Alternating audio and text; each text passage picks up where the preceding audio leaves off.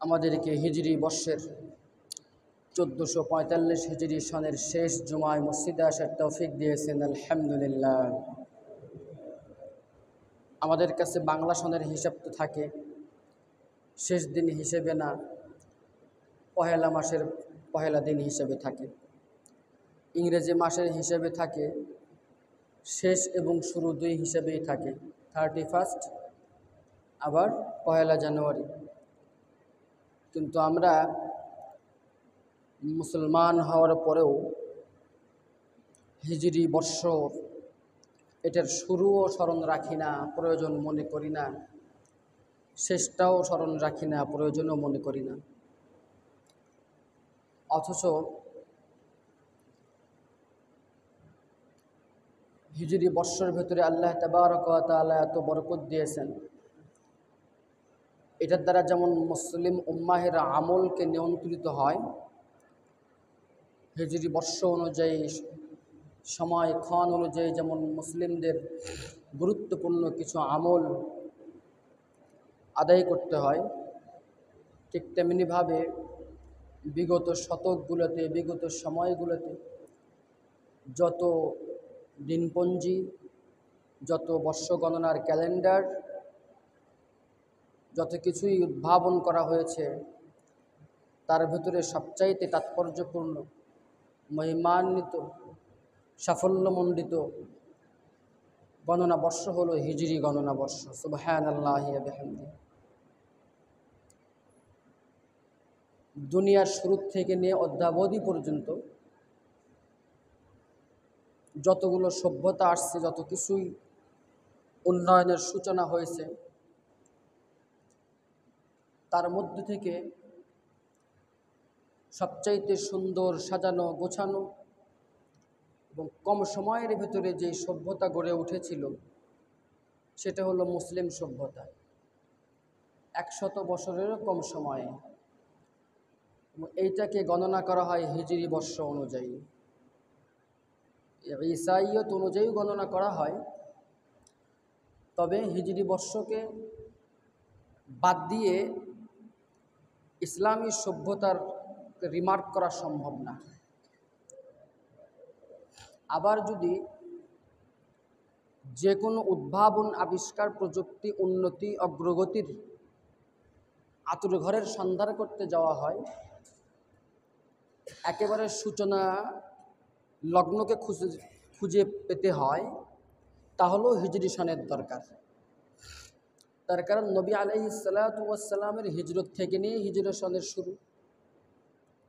আর পরবর্তীতে নবী আলাইহিস সালাতু ওয়াস সালামের 10 বছর, খেলাফতে রাশেদার 30 বছর, এরপরে উমাইয়া খেলাফত, আব্বাসী খেলাফত, ওসমানী খেলাফত সহ সুদীর্ঘ লম্বা চড়ায় যে সময় আছে, যে সময়ের ভেতরে বিশ্ববাসী প্রত্যক্ষ করেছিল দুনিয়ার শুরু থেকে নিয়ে এখন পর্যন্ত, ঠিক এই মুহূর্ত পর্যন্ত, শুধু এখন না, কিয়ামতের আগ মুহূর্ত পর্যন্তও যদি কোনো জাতি, কোনো সভ্যতাকে সর্বোৎকৃষ্ট, সর্বশ্রেষ্ঠ এবং সুশৃঙ্খল জাতি হিসেবে স্বীকৃতি দিতে হয়, তাহলে মুসলিম উম্মাহকেই দিতে হবে। সুবহানাল্লাহ। এইটা আমাদের এক কথায় বুঝে আসবে না। তার কারণ হলো, আমরা যত কিঞ্চিত অন্যান্য ইতিহাস, সভ্যতা সম্পর্কে যদিও বা জানি, অ্যাজ এ মুসলিম সভ্যতা, ইসলামিক কালচার, ইসলামের সূচনা থেকে শুরু করে অদ্যাবধি পর্যন্ত ঘটনার পরিক্রমাগুলা, এইগুলো আমরা কখনো পাঠ করিনি। ইতিহাসের এই সোনালী অধ্যায়ে আমরা কখনো বিচরণ করিনি, যার কারণে এইটা অনেকেরই বুঝে আসবে না, ম্যাক্সিমাম অধিকাংশেরই বুঝে আসবে। যা হোক, মোদ্দা কথা হলো, আজকে হিজরি 1445 হিজরি সনের শেষ জুমা, একটা বৎসর অতিবাহিত হয়ে গিয়েছে আমাদের মাঝ থেকে। এই একটি বৎসরে, এই হিজরি বৎসরের তাকাজার চাহিদা আমাদের কাছে কী ছিল? যেটা যাচ্ছে এটা তো আর ফিরে আসবে না, যেই সময় চলে যায় এটা আর আসে না, যে বছর চলে যায় তা আর ঘোরে না। জামানা বায়েক হাল রাহতা নাহি, গুজশতা জামানা ফির আতা নাহি। সময় কখনো তার আপন গতিতে স্থির যেমন থাকে না, ফুরিয়ে যাওয়ার সময়, পিছিয়ে যাওয়ার সময়ও আর কখনো কামব্যাক করে না, ফিরে আসে না। আল্লাহ তাবারক ওয়া তাআলা বিগত সময়ের গুনাহগুলোকে মাফ করে দেন। আগামী যে নতুন 1446 হিজরি অতি সন্নিকটে, সেইটা আমাদের জন্য করে কল্যাণকর হিসেবে কবুল করে নেন, আল্লাহুম্মা আমিন। মুসলমানদের প্রতিটি সময়, প্রতিটি কর্ম, চিন্তা, কল্পনা, বিশ্বাস, আকীদা সব কিছুর বিনিময়ে আল্লাহ তাবারক ওয়া তাআলা যে জিনিসের ওয়াদা করেছেন তা হলো জান্নাহ, তা হলো জান্নাহ। ইন্নাল্লাহা ইশতারা মিনাল মুমিনিনা আনফুসাহুম ওয়া আমওয়ালাহুম বিআন্না লাহুমুল জান্নাহ। মুমিনদের জান, মাল, সময় সব কিছুর বিনিময়ে আল্লাহ তাবারক ওয়া তাআলা জান্নাতের ওয়াদা করেছেন। আর এই জান্নাতে নেওয়ার জন্যই গত জুমাতে বলেছিলাম, দুনিয়াতে যত সামান্য যৎকিঞ্চিত কষ্ট, ক্লেশ, দুঃখ, বেদনা, জড়া যা কিছু আসে তা হলো বান্দার আমলের ঘাটতি পূরণ করার জন্য, আমলের ঘাটতি পূরণ করার জন্য। বান্দার কাছে দুঃখ, বেদনা, কষ্ট আসবে, বান্দা সবর করবে, এর বিনিময়ে তার আমল নামার ভেতরে সওয়াব না বরং জান্নাত লেখা হবে। সুবহানাল্লাহ। আর হাদিসের ভেতরে আসছে আস-সাবরু সাওয়াবুহু আল জান্নাহ, সবরের বিনিময় হইতেছে জান্নাত, সবরের বিনিময় জান্নাত। এখন প্রশ্ন হইল, এই জান্নাত কি? এই জান্নাত কি? আল্লাহ তাবারক ওয়া তাআলা পবিত্র কোরআনের বর্ণনা দিচ্ছেন, তিলকাল জান্নাতুল্লাতী নূরিসু মিন ইবাদিনা মান কানা তাকিয়্যা। জান্নাত হলো আমাদের প্রত্যেক সম্পত্তি। জান্নাত কি? প্রত্যেক সম্পত্তি। হুজুরের যে কথা কইলেন আপনি, জান্নাত আবার প্রত্যেক সম্পত্তি কেমনে হয়? দুনিয়াতে প্রত্যেক সম্পত্তি হয়, তার জন্য মারামারি, লেখালেখি অনেক কিছুই আমরা করি, সেটা ঠিক আছে। জান্নাত কেমনে প্রত্যেক সম্পত্তি? তো এটা তো আমি বলি নাই, আল্লাহ বলতেছেন, তিলকাল জান্নাহ আল্লাতী নূরিসু মিন ইবাদিনা।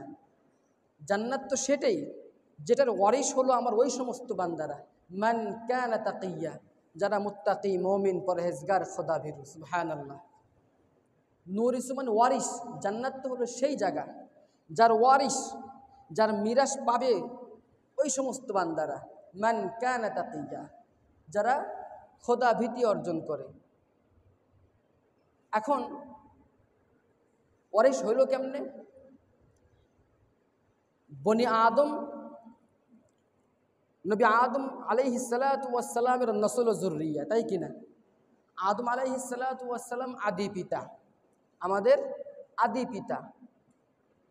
সুতরাং তার ওয়ারিশ। আর আল্লাহ তাবারক ওয়া তাআলা যেহেতু তাকে প্রথমে জান্নাতে দিয়েছেন, কোথায় দিয়েছেন? জান্নাতে দিয়েছেন। সাময়িক দুনিয়াতে এনেছেন, এটা এ কারণে নয় যে তার গুনার কারণে আল্লাহ বের করছে, না, আল্লাহর ইচ্ছার ভিতরে, মানসার ভিতরে এটা ছিল যে বনি আদম দুনিয়াতে বসবাস করবে। সুবহানাল্লাহ। এটাকেই খ্রিস্ট ধর্মাবলম্বীরা বা ইহুদিরা সমস্যা যে বলে আদি পাপ, বলে আমাদের পিতা আদি পাপ করে গেছিল আর যিশু সেই আদি পাপের প্রায়শ্চিত্ত করে গেছে। তাহলে পাপ করলো একজন, প্রায়শ্চিত্ত করলো একজন, দুই ধারণাই ভুল। প্রথম কথা হলো তার এটা পাপ ছিলই না, এটা আল্লাহর পরিকল্পনার ভেতরে ছিল। নাম্বার দুই, পাপ তো ছিলই না, তাহলে পাপের প্রায়শ্চিত্তের প্রশ্ন আসে না। আবার যদিও বা ধরে নেই পাপ, আল্লাহ ইয়াজ বিল্লাহ, তারপরেও আল্লাহ বলতেছে লা তাজিরু ওয়াজিরাতুন বিজরা উখরা, একজনের পাপের বোঝা আর একজন বহন করবে না। তাহলে আদমের পাপের বোঝা ঈসা আলাইহিস সালাতু ওয়াস সালাম বহন করবে না। কথা ক্লিয়ার?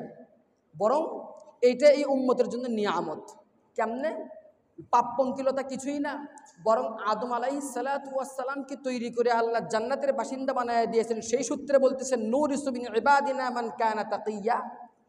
আদম যেরকম নাকি একত্ববাদের অনুসারী ছিল, আর সেই আদমকে যেহেতু আমি জান্নাতি হিসেবে কবুল করেছি, সুতরাং সেই আদমের নসল থেকে যত বংশবুনিয়াদ আসবে সবাই আদমের ওয়ারিস হিসেবে জান্নাতের ওয়ারিস। সুবহানাল্লাহ।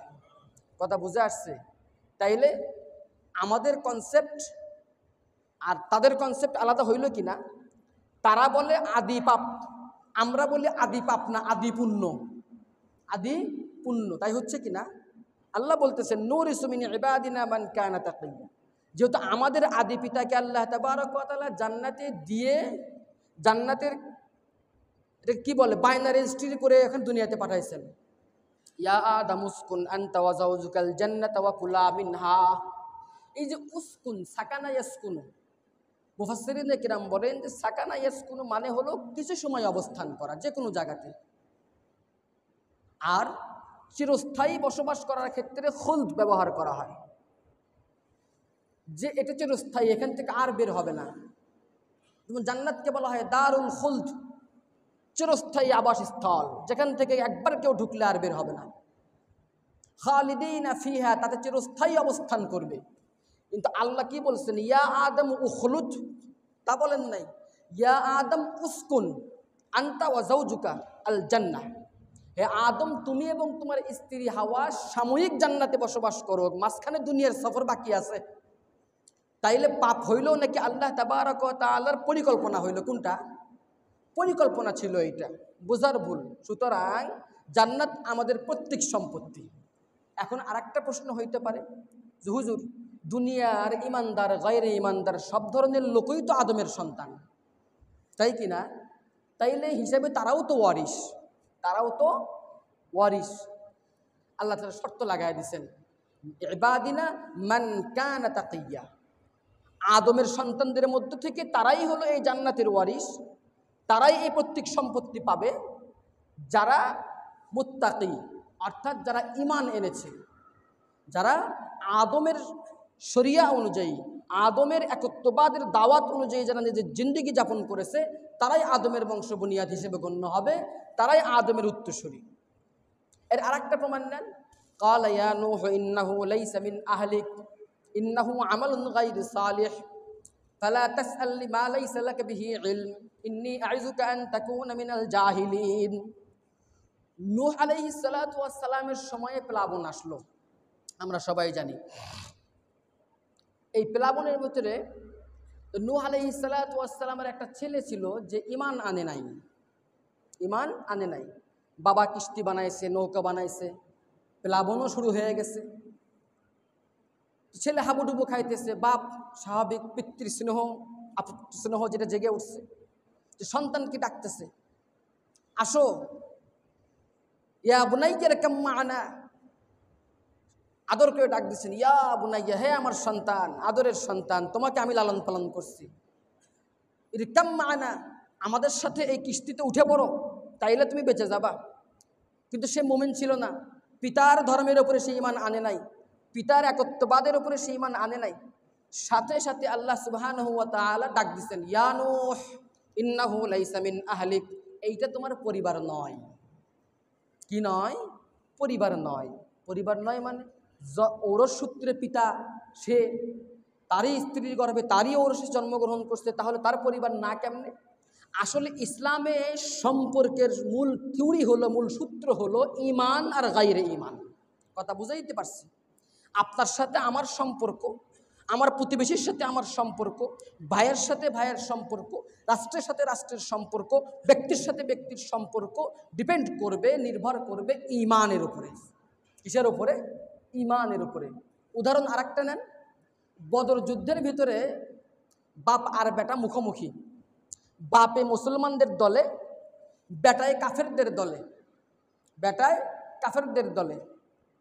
এখন মুখোমুখি হওয়ার পরে ছেলে বলতেছে, আব্বা আপনি সরে যান, আপনি আমার পিতা, আপনার উপরে তরবারি আঘাত করতে আমার দিলে লাগে। পিতাই ডাক দিয়ে বলতেছে, ও আমার সন্তান, তুমি শোনো, তুমি যেহেতু ঈমানদারদের অন্তর্ভুক্ত না, তুমি যেন শরীয়তে মুহাম্মাদি যেহেতু পালন করো না, সুতরাং তুমি আমার ছেলে নাকি এটা আমার দেখার দরকার নাই। আজকের এখানে তোমার পিতা আর পুত্রের কোনো পরিচয় নাই, আজকে এখানে পরিচয় হলো ঈমান আর কুফরের। সুবহানাল্লাহ, ঈমান আর কুফরের। তাহলে জবাব মিলছে, দুনিয়ার সবাই আদমের সন্তান, দুনিয়ার সবাই জান্নাতের ওয়ারিস না। দুনিয়ার সবাই কি না? জান্নাতের ওয়ারিস না।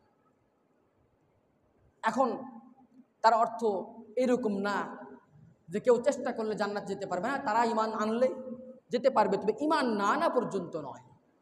ঈমান না আনা পর্যন্ত নয়, কশ্চিনকালেও নয়, কখনোই নয়।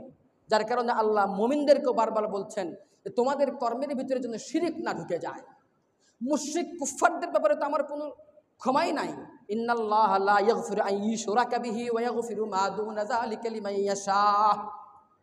আমি আল্লাহ সকল গুনাহকে মাফ করে দিতে পারি এবং দেব, তবে শিরিক নিয়ে যারা কবরে আসবে, ইমান হারা হয়ে যারা কবরে আসবে, অথবা ইমান ছিলই না কখনোই এরকম হয়ে কবরে আসবে, তাদের ক্ষেত্রে কখনোই আমার ক্ষমা প্রযোজ্য নয়। এজন্য জান্নাত এটাই আমাদের আবাসস্থল। আল্লাহ বারবার সেখানকার কথাই বলেছেন, মাতাউল হায়াতিদ দুনিয়া, দুনিয়া অত্যন্ত অল্প সময়ের জায়গা, দুনিয়া অত্যন্ত নোংরা জায়গা। মাতা বলা হয়েছে। মাতা বলা হয় কাকে?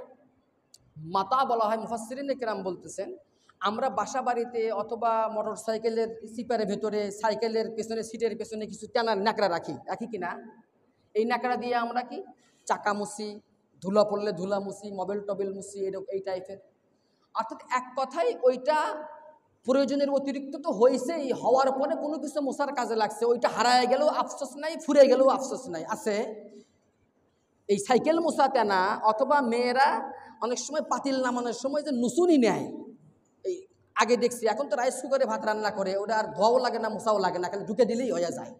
হ্যাঁ, তো এই যেগুলোর কোনো গুরুত্ব নাই, ভ্যালুলেস, এটাকে বলা হয় মাতা আরবিতে। আল্লাহ বলতেছেন জালিকা মাতাউল হায়াতিদ দুনিয়া, দুনিয়া তো হলো মাতা, নোংরা বস্তু। হাদিসের ভিতরে এই কারণে বলছেন যে দুনিয়ার সব কিছু মিলে যদি একটা মশার ডানার পরিমাণ মূল্য আমার কাছে থাকতো, তাহলে আমি আল্লাহর পক্ষ থেকে দুনিয়ার কোনো কাফের এক ঢোক পানিও পান করতে পারতো না। মূল্যই তো নাই। যে জিনিসের কোনো মূল্যই আমার কাছে নাই, সে আমার বাড়ির ছলে খাইলো না পরের বাড়ির ছলে খাইলো, দেখার দরকার আছে? থাকে না এরকম কিছু জিনিস? দুনিয়া হলো এইটা, আবাস স্থল তো হলো জান্নাত। এই জন্য সাহাবায়ে কেরাম জান্নাতের প্রত্যাশা করছেন, সাহাবায়ে কেরাম জান্নাতের প্রত্যাশা করছেন। আমরা জান্নাতের প্রত্যাশা ছেড়ে দিয়েছি। বলে হুজুর কেন? আমরা তো সবাই জান্নাত চাই।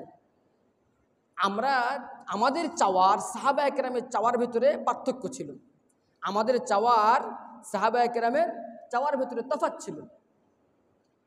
আমরাও জান্নাত চাই, সাহাবায়ে কেরামও জান্নাত প্রত্যাশা করেছেন, তফাৎটা কোথায়? আমাদের জান্নাত চাওয়াটা হলো এরকম যে হয়েই যাবে, মুমিন মুসলমান জান্নাত পাবো, জান্নাত চাই, জাহান্নামকে ভয় করি, সবই ঠিক আছে। কিন্তু আমরা যে জিনিস প্রত্যাশিত হয় সে জিনিসের ব্যাপারে পেছনে প্রচেষ্টাও বেশি থাকে। যে জিনিস প্রত্যাশিত হয় সে জিনিসের পেছনে প্রচেষ্টাও কি থাকে? বেশি থাকে। যেই বস্তুর পেছনে, যেই বিষয়ের পেছনে মানুষের প্রচেষ্টা বেশি থাকে, বোঝা যায় ওই জিনিসের মূল্যায়ন তার কাছে তত বেশি হয়, তাই কি না? আর যেই জিনিসের পেছনে মানুষ ধায় কম, প্রচেষ্টা করে কম, বোঝা যায় তার মূল্য তার কাছে অন্তত কম। আমরা জান্নাতের পেছনে যত বেশি প্রচেষ্টা করব, তত বোঝা যাবে যে আমাদের প্রত্যাশার লেভেলটা তত বেশি। আমাদের প্রচেষ্টা যত কম হবে, আমাদের প্রত্যাশার লেভেলটা আসলে ওই অনুপাতেই হবে। মুসলিম শরীফের একটা হাদিস, লম্বা চড়া হাদিস, অর্থ বলতেছি।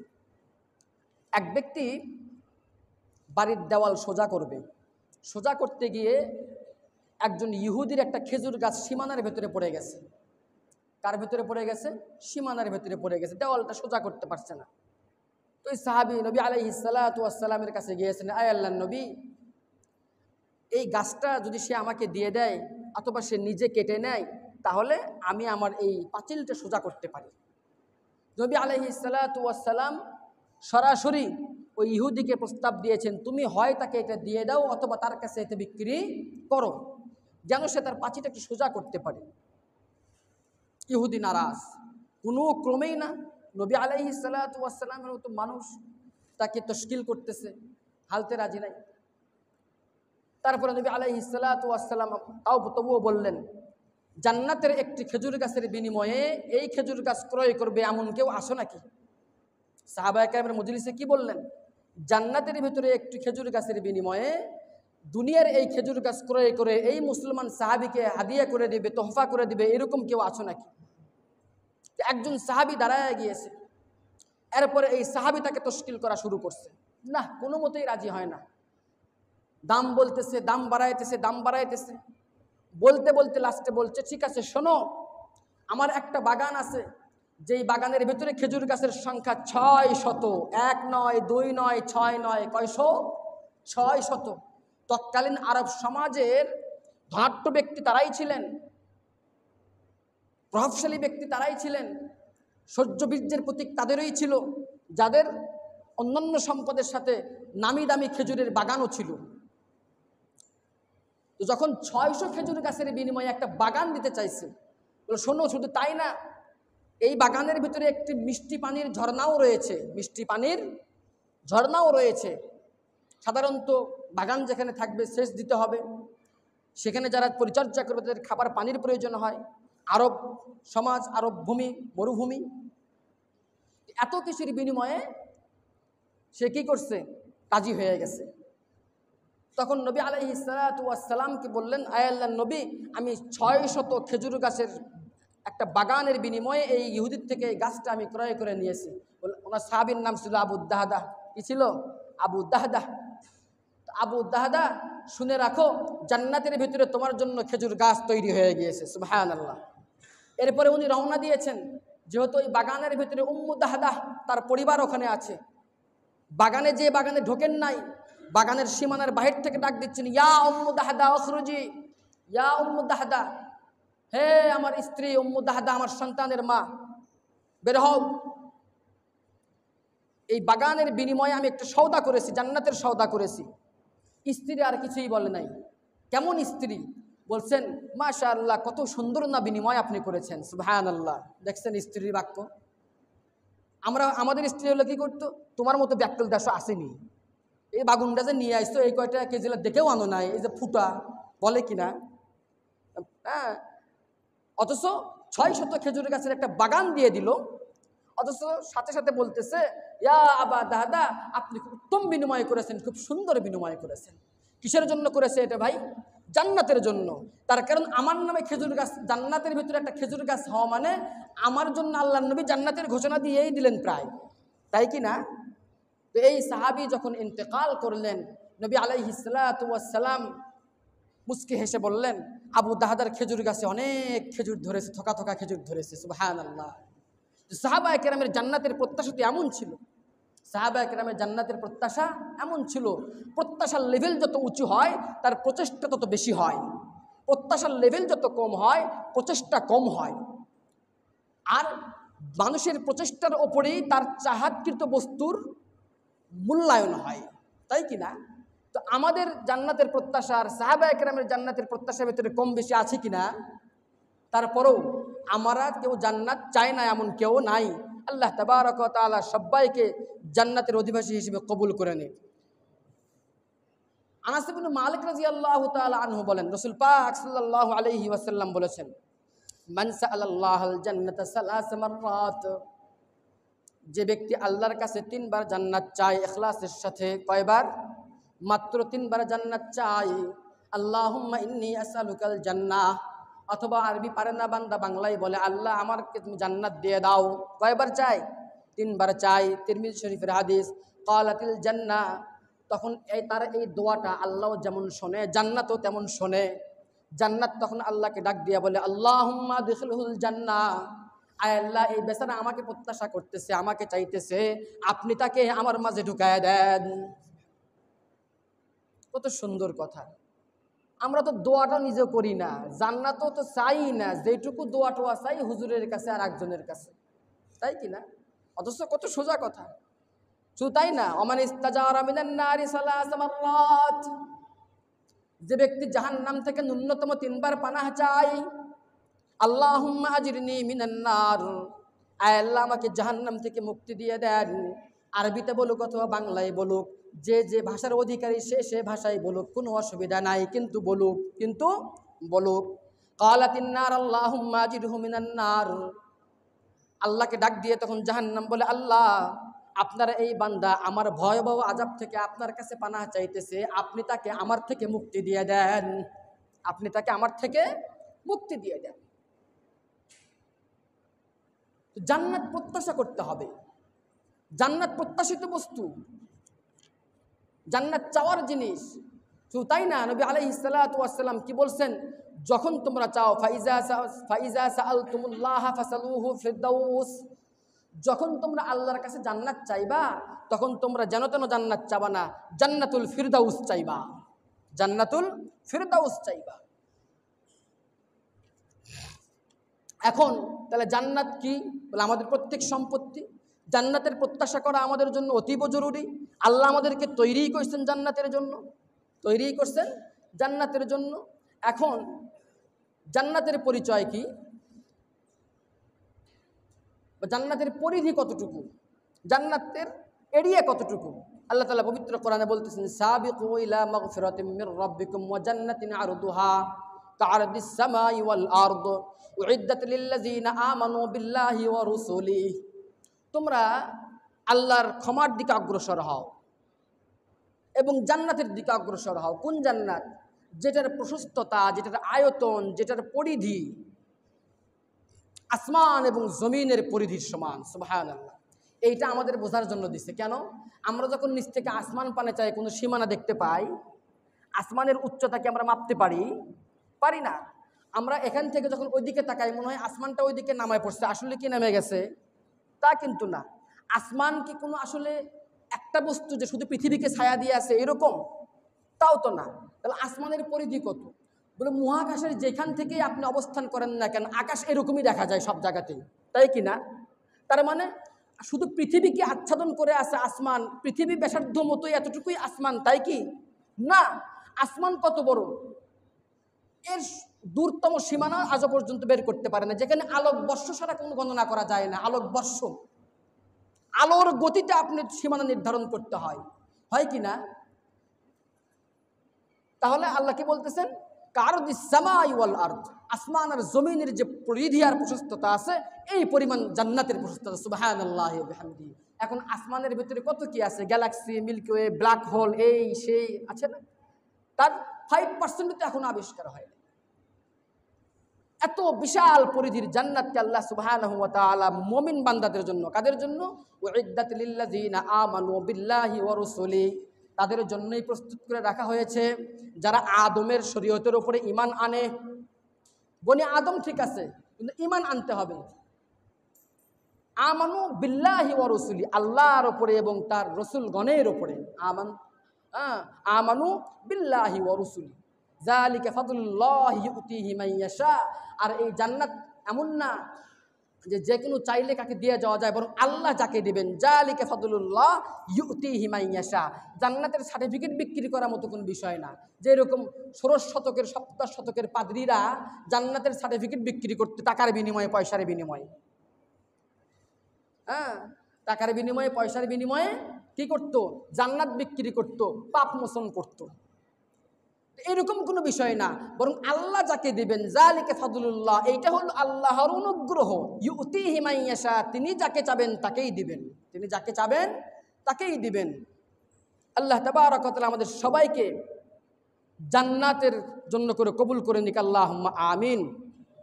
এখন আসেন, জান্নাত কিসের তৈরি? জান্নাত কিসের তৈরি? হাদিস থেকে জানি। আন আবি হুরায়রা রাদিয়াল্লাহু তাআলা আনহু قال قلنا لرسول الله صلى الله عليه وسلم الجنة ما بناؤها। আল্লাহর রাসূল, জান্নাত কেমনে তৈরি হইছে? জান্নাতের কাঠামোটা কেমন? নবী আলাইহিস সালাতু ওয়াস সালাম বললেন, লাবিনাতুম মিন ফিদ্দাতিন ওয়া লাবিনাতুম মিন যাহাবিন। জান্নাতের একটা ইট হলো স্বর্ণের, আর একটা ইট হলো রূপার। একটা ইট হলো কি? স্বর্ণের, আর একটা ইট হলো রূপার। অমিলাতুহা আল মিসকুল আজফার। আর মাঝখানের যে মশলা আছে, এইটা গাঁথা লাগবে না, এই গাঁথার যে মশলা আছে, এই মশলাটা হলো সুগন্ধি মৃগনাভি, মিস্ক যাকে বলা হয়, সুগন্ধিযুক্ত মৃগনাভি। ওয়াহাসাবুহা আল-লু'লু ওয়াল ইয়াকুত। আর তার ভেতরে খোয়া হিসেবে যা ব্যবহার করা হয়েছে, খোয়া লাগবে না, শুধু সিমেন্ট আর বালু হলেই তো হবে না, আরও খোয়া টোয়া বিভিন্ন জায়গায় ঢালাই দেওয়া লাগবে না।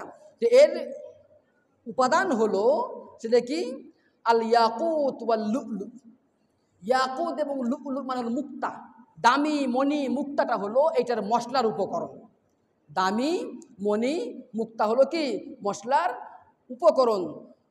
আর এর নিচের ফ্লোরটা হবে, জান্নাতের ফ্লোর হবে জাফরানের। কিসের হবে? জাফরানের।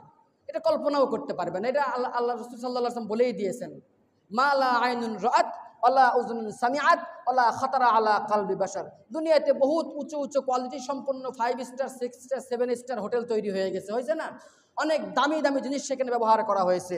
কিন্তু আল্লাহ বলতেছেন তোমাদের কিয়ামতের আগ মুহূর্ত পর্যন্ত এই প্রযুক্তির সর্বোচ্চ ব্যবহার করে তোমরা যত আধুনিক বিল্ডিং ডিজাইন করো না কেন, জান্নাতের বালাখানার কল্পনাও তোমরা করতে পারবা না। সুবহানাল্লাহ। মা লা আইনুন রাআত ওয়ালা উযুনুন সামিআত, যত রকম সাউন্ড সিস্টেমই আবিষ্কার করো না কেন, যত রকম মিউজিক, মনোমুগ্ধকর মিউজিক হোক না কেন, জান্নাতের যে মিউজিক হবে, জান্নাতের যে সাউন্ড হবে, তোমাদের কান কখনো শোনেই নাই। ওয়ালা খাতারা আলা কলবি বাশার, বাদ দাও শোনা দেখা, বাদ দাও, ওয়ালা খাতারা আলা কলবি বাশার, মানুষ তো কল্পনায় অনেক কিছু করে ফেলে না? কল্পনা বিলাসী কিনা মানুষ, অনেক কিছুই করে ফেলে। বলে মানুষের কল্পনাও অদ্দূর পর্যন্ত যাবে না জান্নাত কেমন। সুবহানাল্লাহ। জান্নাত কেমন? মান দাখালাহা ইয়ানআমু লা ইয়াবসু ওয়ালা ইয়াখলুদ লা তাবলা সিয়াবাহুম ওয়ালা ইয়াফনা শাবাবুহুম, যে ব্যক্তি এখানে একবার প্রবেশ করবে সে হতবিহল হয়ে যাবে, তার কাপড় কখনো পুরাতন হবে না, যৌবন কখনো ফুরাবে না। লা ইয়াফনা শাবাবুহুম, যৌবন কখনো ফুরাবে না, যৌবন কখনো ফুরাবে না। মুহতারাম হাজিরিন, সেই জান্নাতের জন্য আল্লাহ আমাদেরকে তৈরি করেছেন। সুতরাং তার প্রচেষ্টা, জান্নাত যেরকম দামি জায়গা, চিরস্থায়ী আবাসস্থল, সুতরাং আমাদের প্রচেষ্টাটাও সেই লেভেলের হওয়া দরকার, সেই লেভেলের হওয়া দরকার। আল্লাহ তাবারক ওয়া তাআলা